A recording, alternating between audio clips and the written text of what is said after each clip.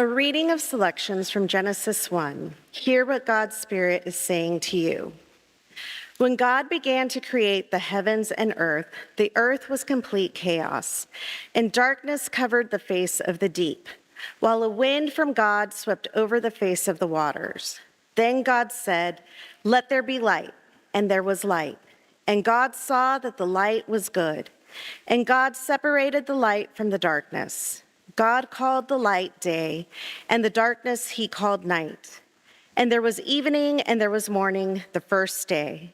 And God created the sky, the seas, the plants, the sun, moon, and stars, the creatures of water and land, and humankind in God's image. Thus the heavens and the earth were finished, and all their multitude. On the sixth day, God finished the work that he had done, and he rested on the seventh day from all the work that he had done. So God blessed the seventh day and hallowed it, because on it God rested from all the work that he had done in creation. Here ends the reading of words that give us insight on God.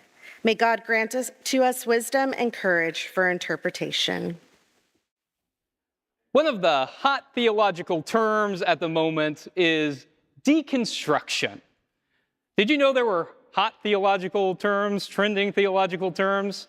I'm not sure if there are, but if there are, deconstruction is definitely the trending theological term at the moment. And I'm a big believer in deconstruction. I think it's important. That is, getting rid of harmful theology, the baggage of theology that we carry. I think that that is important. But I think that one thing that we often miss is that deconstruction shouldn't be the end-all and be-all. That it shouldn't stop there. That some kind of reconstruction needs to be on the other side of letting go of the harmful baggage.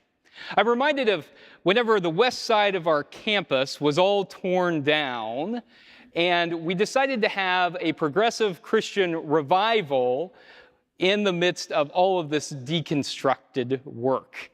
Do you remember that? Were any of you there? And it was kind of a fun thing. We were sitting there in the midst of what had been our fellowship hall, but it was all torn down, and we were waiting to see what would come. I think we called it a deconstruction zone as you walked into that. But of course, we knew that something else would be on the other side of that. What's there now? Our preschool and our climate hub, all of our nonprofit partners. The thing that I have loved about this congregation is that it's been a congregation that's been willing to change, to adapt. And so whenever some buildings served us, we used those for the time. Whenever we needed something else, whenever our situation was different, we built new buildings. That is to say that you all have been willing to adapt. You've been dynamic. And I think that faith is strongest when it's like that. When faith can be dynamic. You still have the same center of your faith, but faith is able to grow and change depending on your life experiences and what is happening in the world around us. The late great theologian, Dr. Marcus Borg, was a prolific writer and is probably my favorite theologian. And 30 years ago or so, he came up with 3 phases of faith that I really like. He was ahead of his time in some ways. He called them pre-critical naivete, critical thinking, and post-critical naivete. That is, pre-critical naivete is that state where you accept things as they are, as 100% truthful and factual, because of who told you. So if a parent or a grandparent, a loved one, or a Sunday school teacher, or a preacher even tells you what the interpretation of a biblical passage should be, you just accept that right away because that person told you. You know them, you trust them. Critical thinking is a stage where you begin to look around and say, does that really all add up?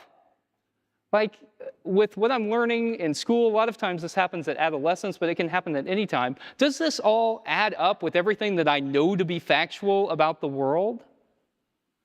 And then he argues for post-critical naivete, which is something on the other side, a rebuilt faith, in which you can recognize that even if something isn't 100% factual, that there can still be truth in that. I like these three movements, but I might rename them. It is 30 years later, and I am advocating for renaming things in the dynamic faith. So I might call them, instead of pre-critical naivete, blind acceptance. Instead of critical thinking, I might call that deconstruction. And instead of post-critical naivete, I would call that reconstruction. So I'm going to talk about each of these three over 3 weeks, and today I'll focus mainly on blind acceptance. And I thought a good way to do that would be to look at the first creation story in the book of Genesis, the opening chapters to the Bible. This is the first creation story. There are two. This is the one where God creates the heavens and the earth in 7 days. And the second one is the one where we find Adam and Eve in the Garden of Eden. And in this story, the universe is a formless void. The translation we read this morning said complete chaos. And God brings order to the universe over a series of days. Now, how many of you were taught that God literally created the earth in actually 7 days? Several folks were taught that. I grew up in a progressive congregation, so I actually didn't hear that at church, but I also grew up in rural Missouri, and it was just kind of in the water. I heard that everywhere. And so I think I still kind of believed that because of what I had heard from so many other people. And so I think that this is something that a lot of people end up believing, that the world was literally created in 7 days. And of course, that can run you into all kinds of problems.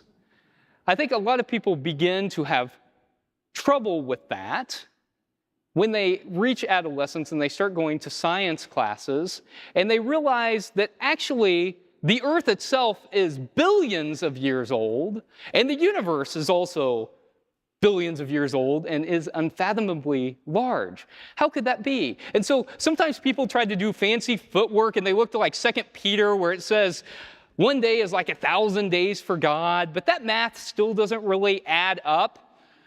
And so people have to try and figure out how all of those things can coexist at the same time. And a lot of times where people end up landing is either doubling down on a literal 7-day creation, or saying, you know what, all of that stuff is BS. And I don't know why I ever believed any of it. And I think that there's another alternative besides those two positions. And this is what Borg calls post-critical naivete, what I'm calling reconstruction. And that is to say that even if something isn't 100% factual, that it can still be true, that it can still contain truth. And in fact, whenever we look at, say, the first creation story and recognize that even if it's not 100% factual, that it can still contain truth, that actually honors the original intent of the text better. Because the purpose of that text was not to write a scientific explanation of how the universe came to be developed.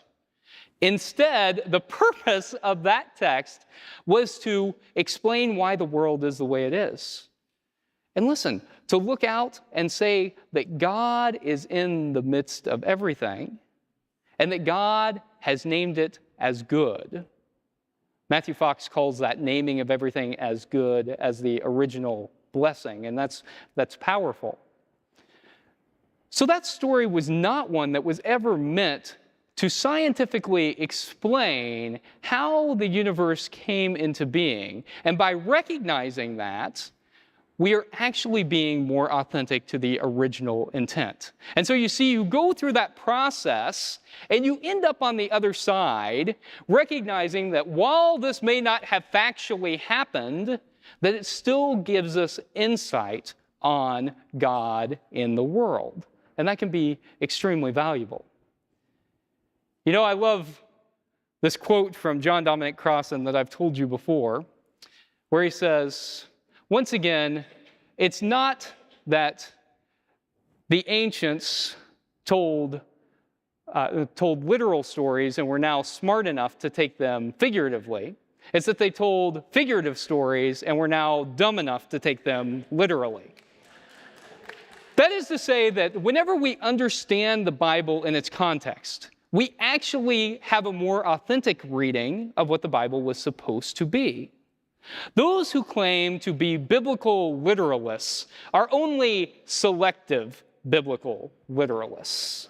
No one's 100% literalist when it comes to the Bible. I mean, for instance, nobody thinks that when Jesus was giving a parable that he's giving a literal example. Nobody thinks that. It's clear that he's using a figurative speech. It's also true that the Bible outright contradicts itself a number of times, and you can't literally follow the Bible even if you want to. You don't see people getting all up in arms about whether or not people are wearing two fabrics in their clothes or whether people are eating shellfish or not. It's because it's selective biblical literalism. And I think this is important because the Bible itself never claims to be the literal Word of God. That's not in there. Go through and read that. It's not in the Bible anywhere. That's just something that people made up and said about the biblical text. So that is to say that I think it is more significant whenever we can look at the Bible and try to understand what the authors were really trying to teach us, and to let go of some of the baggage that we have had around biblical texts. That's why this movement is so important, to get beyond blind acceptance, to deconstruct, to get rid of that baggage, but then to move to something that is more meaningful. They can see the text for what it really is, to see God in the text, even if that text means something different than we originally understood it to mean. This work is so important because if you stay in that stage of blind acceptance, it can mean terrible things for you, and let's be honest, for the country. Because if you stay in a stage of blind acceptance about the first creation story, for instance, and you continue to believe that the world was literally created in 7 days, despite the scientific fact that we know, well, then that can cause you to say that you're going to skew all scientific teaching. It can then lead you to think that it's okay to vote for someone who will put in a Secretary of Education who has no experience in education, who might want to remove scientific textbooks from schools and instead replace them with indoctrination. You see, that's dangerous. Or it can lead you to vote for someone who might put in a Secretary of Health who goes through and spreads deliberate misinformation about vaccines. See, that's dangerous.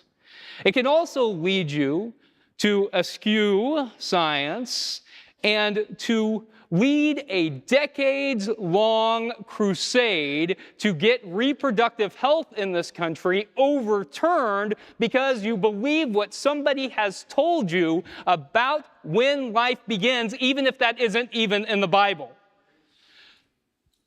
What literalism is really about, what blind acceptance is really about, isn't about faith. It is about power and control.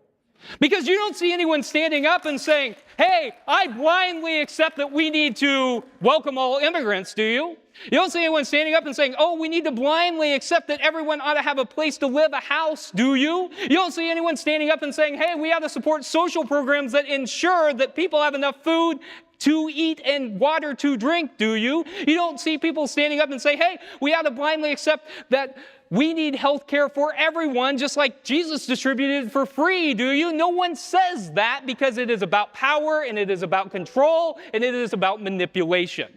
You see? That is why it is important to move beyond blind acceptance, to deconstruct, to get rid of that harmful theology, so that then you can move to the other side of that, you can reconstruct, and you can say, you know what? This story is about how God is present in all of our lives.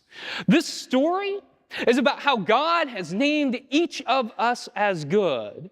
And so when you see the state of Florida doing things like removing crosswalks with rainbow colors, you can say that is against the will of God, which has claimed everybody as a person of worth and dignity.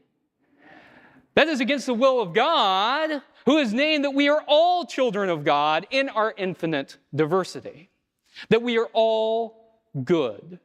You see, that's how you move beyond blind acceptance, how you get rid of that bad theology, and how you reconstruct something more meaningful. You look to the intent of what was supposed to happen. I had a Hebrew Bible professor who said this, and I've told you this before. He said that if you look to individual passages in the Bible, they can seem harsh and incredibly unjust. I mean, for instance, if you just look back to the Hebrew Bible and you see that passage about an eye for an eye and a tooth for a tooth, that seems really bad, right? An eye for an eye, a tooth for a tooth. I mean, Gandhi famously said, an eye for an eye leaves the whole world blind, right? It's really bad. But he said, if you look at that in context, it was about justice, because you wouldn't want someone to retaliate getting their eye poked out by, say, murdering someone, right? It's retribution in kind to ensure that it's just. And that seems bad to us today. But he said, it's more just than what was before it. So the way that we should see the biblical text is as an arc, as a movement towards justice. So then Jesus comes along and says, you've heard it said, an eye for an eye and a tooth for a tooth, but I say to you, love even your enemies. Love everybody. And see, then we continue in that arc because we're called to then embody that, to try and live that out. And so I think that whenever we deconstruct, whenever we begin to reconstruct, what we move towards is a faith that is participatory and that invites us to be a part of what God is doing in the world. So let go of the bad theology, the inherited theology that we get, question things, and prepare to be at work in the world, implementing a reconstructed, a more grounded theology that can be lived in our lives and in our world. May it be so, and thanks be to God. Amen.